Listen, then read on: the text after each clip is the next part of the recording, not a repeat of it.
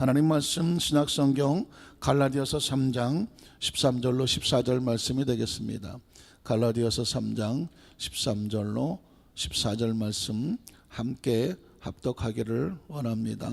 그리스도께서 우리를 위하여 저주를 받은 바 되사 율법의 저주에서 우리를 속량하셨으니 기록된 바 나무에 달린 자마다 저주 아래 있는 자라 하였습니다.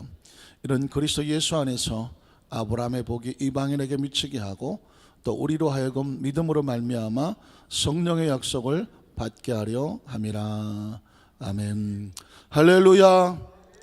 오늘도 좋은 날입니다.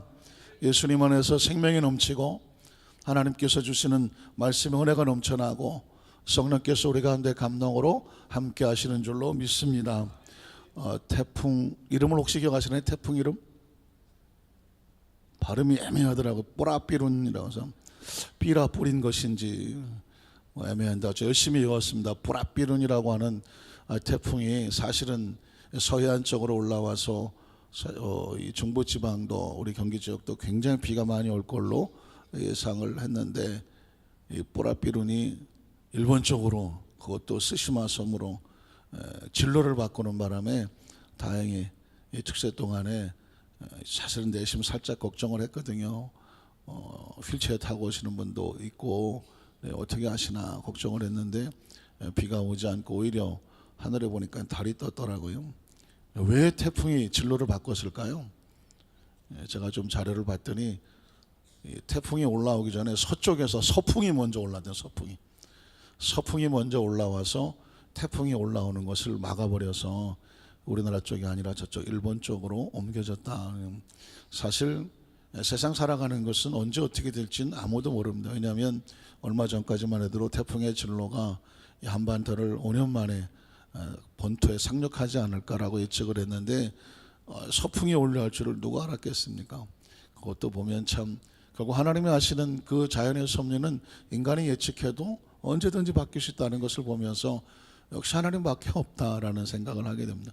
오늘 날씨가 또 무더울 걸 생각을 해서 오늘 우리 단원교구 지역자님들께서 초록색으로 시원하라고 깔 맞춰서 티를 입고 오시니까 참 얼마나 센스가 있는지 그럴 줄 알고 저도 넥타이를 풀고 저는 전혀 문제가 없는데 여러분 좀 시원하시라고 7월달 8월달 하절기 복장으로 그냥 주일 예배를 빼고는 넥타이를 풀고 제가 먼저 솔선수범해서 쓰면 우리 이제 주일 예배가 아닌 수요 예배라든가 금요일 예배 또 혹시 기도하신 장로님들도 넥타이 푸시고 하절기로 좀 편하게 쓰시라고 제가 먼저 이렇게 본을 보였습니다. 어떤 분이 목사님 급하게 나오느라고 넥타이를 안 메고 나왔나 혹시 그렇게 생각하시면 오해인 줄 아시고 우리 한번 따라하실까요? 순복음 신앙이란 이런 제목으로 말씀의 은혜를 나누기를 원합니다. 이번 주 특세 3일 동안에는 순복음의 7대 신앙 가운데 세 가지 신앙에 대해서 말씀을 나누기를 원합니다. 여러분 순복음 하지만 순복음의 뜻에 대해서 얼마나 많이 알고 계십니까?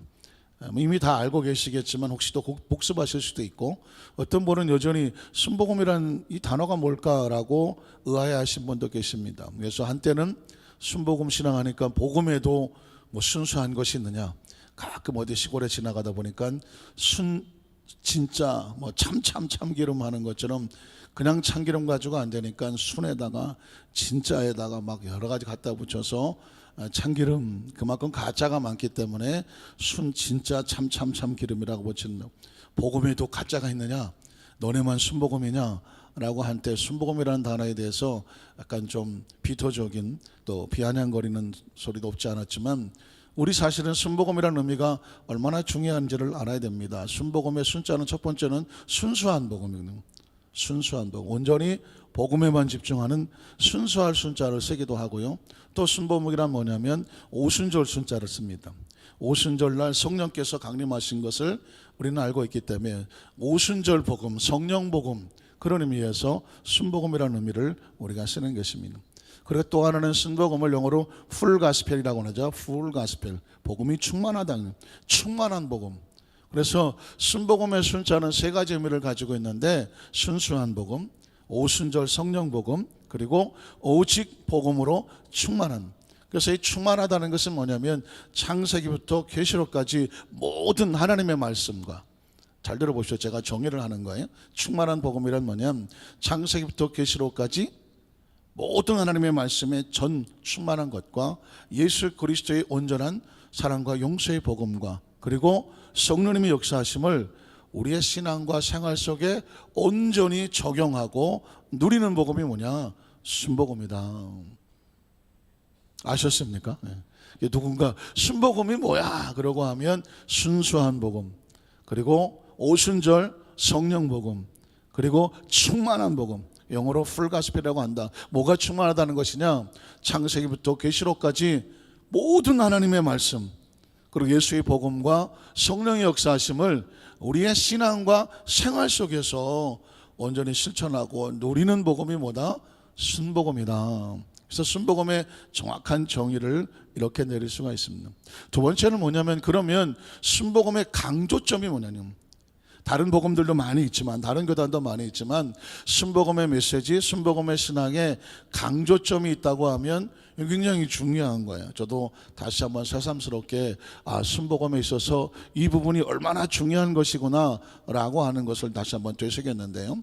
순복음의 강조점은 뭐냐면, 많은 사람이 교회를 오게 되면 오자마자 계명을 가르치죠.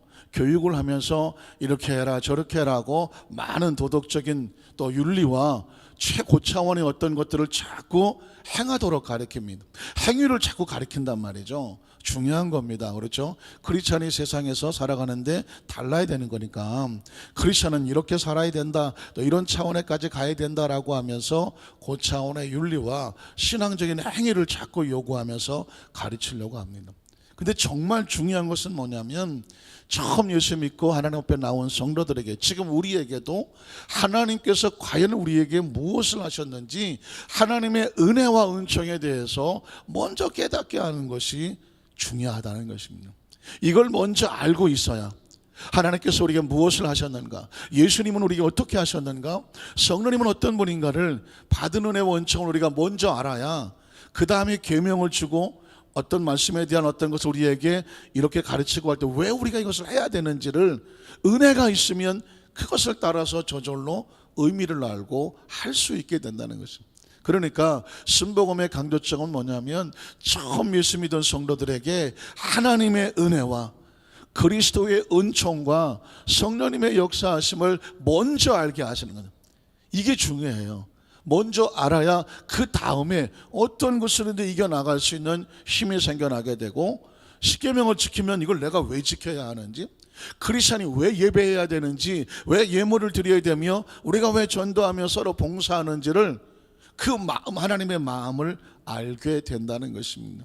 여러분, 혹시 제가 몇 번 말씀드렸지만 아프리카 선교 살면서 어떤 선교사님이 시행착오를 했는데, 그건 뭐냐면 처음 가서 성경을 가르치다가 하나님 아버지 했더니, 하나님 아버지 그랬더니 다음날 교회에 아무도 안 오더라는 것입니다. 아니, 그렇게 열심히 성경을 가르쳤는데 그 아프리카 원주민들이 하나도 교회를 안 와요. 갈 때 보니까 표정들이 심각해서 가더라는 거죠. 그래서 중간에 통역도 하고 하는 어떤 선교사에게 물었습니다. 왜 저러냐고 그랬더니, 이 마을의, 이 부족의 특성은 아버지에 대한 원한이 있다는 거죠. 아버지에 대한 원한. 아니, 아버지면 다 좋은 아버지지 왜 원한이 있냐 그랬더니, 이 마을은 아이를 낳고 나면 아버지는 나가버린다는 것이, 아이를 돌보지 않는다는 것이. 그 마을 풍속이 그래, 풍속이. 아버지가 뭐 잘못해서가 아니라 아이를 낳으면 아버지는 애를 안 돌보고 자기 마음대로 나가버린다는. 그리고 그 아이는 누가 돌보냐? 어머니하고 외삼촌이 돌보는, 외삼촌. 어린아이는 그래서 어려서부터 아버지에 대한 개념은 아무런 인식도 없고, 오히려 아버지인데 자기한테 관심도 없고 돌보지도 아니하고 뭘 해주는 것도 없는 거예요. 누가 해주나요? 외삼촌이 하는 거예요. 어려서부터 돌아주고 같이 뭐 먹을 거 이런 거 다 챙겨주고, 자라는 과정 속에서 가장 좋은 이미지는 뭐냐? 외삼촌인 거예요. 그러니까 하나님 아버지에 대해서 아무리 말씀을 가르쳐도 개념이 들어오질 않는 거예요. 아버지가 뭘 해줬는데, 하나님은 그런 분이구나, 우리를 만드셨다고 하지만 우리를 만드시고 그냥 아무 관심도 없고 뭐 우리의 삶에 개입도 안 하고 좋은 분이 아니구나. 그러니까 선교사가 아무리 하나님 아버지 얘기를 해도 은혜가 안 되는 거예요. 그래서 아하, 그 다음에 모아놓고 가서 하나님은 외삼촌이다. 하나님은 외삼촌이다. 아, 그랬더니 갑자기 마을 사람들이 응? 하나님이 외삼촌이라고? 그러면 믿어야지 하고 나오더라는 것입니다. 사실 굉장히 중요한 원리가 담겨져 있습니다. 복음이 들어갔을 때 그 마을이나 그 나라의 뭐 문화라든가 풍속이라든가 여러 가지 어떤 그 원리 나름대로의 원칙이 다른 게 있을 수 있거든요. 그때 복음이 들어가서 그들에게 정확한 인식을 주어야 하는 거죠. 아주 예전에 저도 장로교에서 어렸을 때 다녔긴 했지만 장로교에서 다닐 때 느끼는 건 뭐냐면 뭐 교단 얘기를 하고 싶은 것이 아니라 제가 체험했던 걸 얘기하면 좋으신 하나님이라는 개념이 없었어요. 하나님 우리에게 무엇을 어떻게 하신다고 하는 개념이 없었어요. 예수님이 십자가에 날려 몸짓고 피 흘려 죽으셨지만 예수 믿고 천당 가자고 그랬지, 예수 믿고 무슨 기도 응답이라든지 무슨 병을 고쳐준다든가 축복이라는 개념이라는 것은 없었어요. 그냥 예수 천당이었습니다. 아, 천당 가기 위해서 예수 믿는 거구나. 성령에 대해서는 있음도 듣지를 못했습니다. 아니, 듣기는 했습니다. 목사님이 나중에 축도했을 때 성령의 내주, 감화, 교통 엄청 많아요. 하심이 하면서 축도할 때 한번 나왔습니다. 그러니까 여러분, 성경 속에서 이 하나님의 은혜와 은총과 그분의 사랑에 대해서 말씀을 전한다는 것이 얼마나 중요한지 몰라요. 조영기 목사님께서 순복음의 신앙에 대한 신학을 정리하시면서 아하, 주님이 이곳에 오셔서 무엇을 하셨는지를 정확히 알려주는 복음이 필요하구나. 아시는 것처럼 어느 집에 가서 복음을 전했더니 예수 믿고 천당 가자 그랬더니 예수 안 믿으면 지옥 간다 그랬더니 여기가 지옥인데 뭔 지옥이 있느냐고. 그렇지 않아도 지옥인데 뭐 사나 죽으나 지옥인데 뭐 예수 믿으면 뭐가 달라지느냐고. 그 충격을 통해서 성경을 다시 읽고 나서 주님께서 이 땅에 오셔서 무엇을 하셨는지를 가르쳐주기 시작하면서 순복음의 신앙의 강조점은 하나님은 좋으신 하나님, 예수님이 십자가에서 우리에게 하신 것이 무엇인가, 성령님은 지금 우리에서 무엇을 하시는가, 이걸 먼저, 하나님이 아버지가 아니라 외삼촌이다.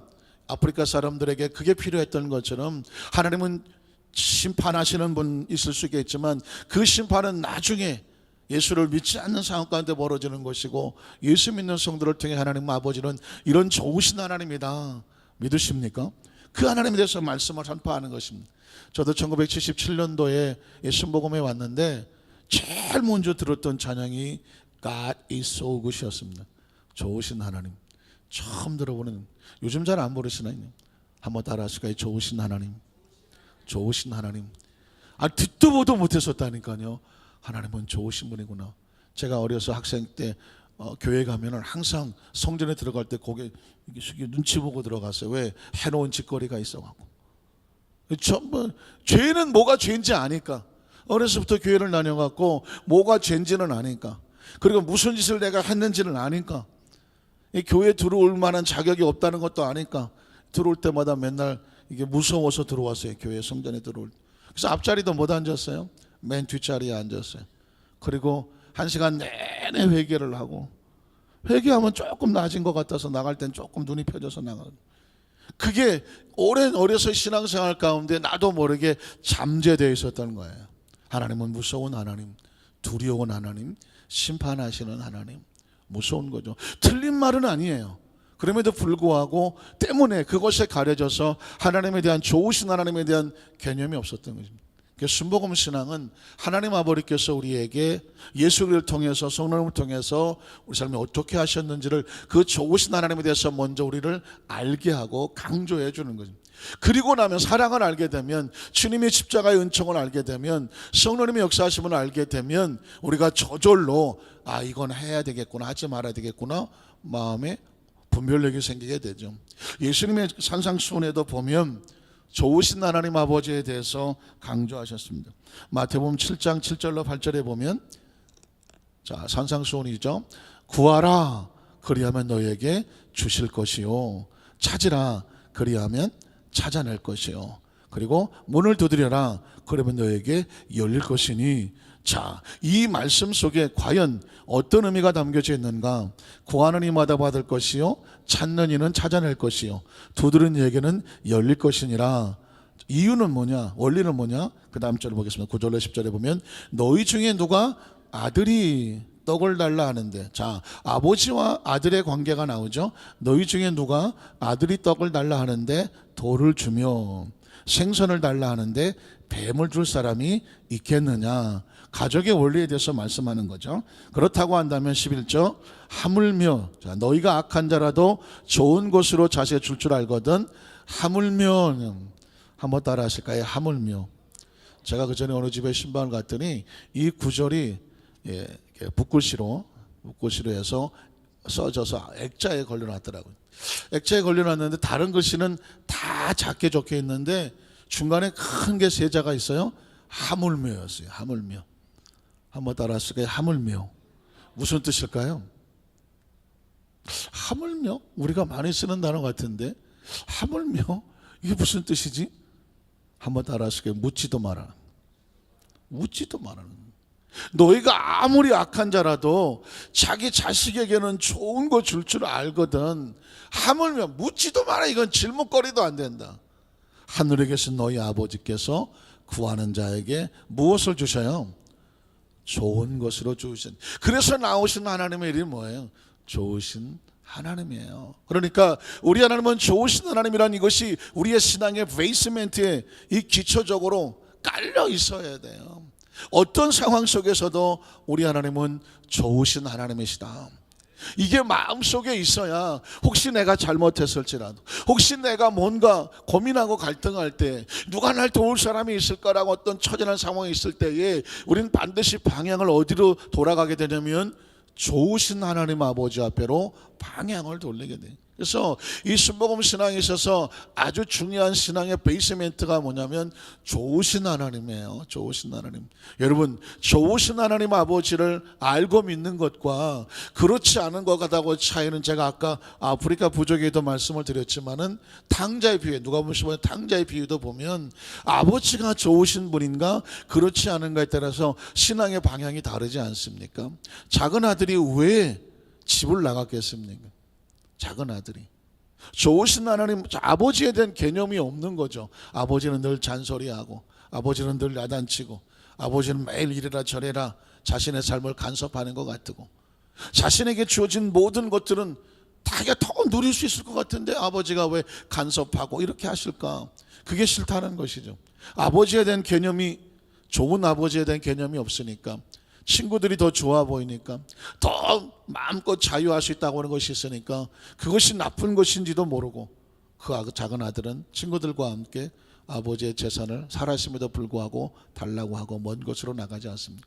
결국 거기 가서 뭐 하나요? 자신은 자유라고 말했지만 허랑방탕하여 가지고 있는 재산을 다 잃어버리고, 그리고 친구들 다 떨어져 나가고, 돼지 치는 곳에 가서 주염열매를 먹고자 하나 주는 사람도 없었다.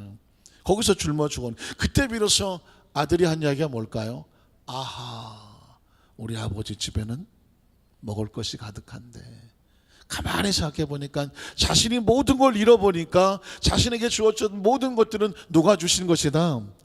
아버지가 주신 것이었어요. 아버지 안에 있을 때 비로소 자기가 온전한 삶을 누릴 수 있다는 사실을 깨닫게 되면서 어디로 돌아가자? 아버지께로 돌아가자. 아버지께로. 그럼에도 불구하고 좋으신 아버지에 대한 개념이 아직은 없어요. 그래서 어떻게 하냐면 아버지께로 돌아가면 내가 아들이 아니라 종으로 여겨달라고 말합니다. 그 개념이 슬픈 거예요. 내 자식이 아무리 나쁜 짓을 했다고 할지라도 내 앞에 와서 하는 소리가, 아버지 난 자식의 자격이 없어요. 나를 그냥 이 집에 종이나 하인이나 그냥 직원처럼 여겨주세요. 내 자식이 만약에 내 앞에 무릎 꿇고 그렇게 얘기한다면 저와 여러분이 어떨 것 같아요? 아버지 심장에서, 어머니 심장에서 볼 때 어떨 것 같아? 야 이놈아, 그래도 너는 내 자식이야. 내 자식이잖아. 괜찮아. 네가 돌아왔으면 됐어. 일어서.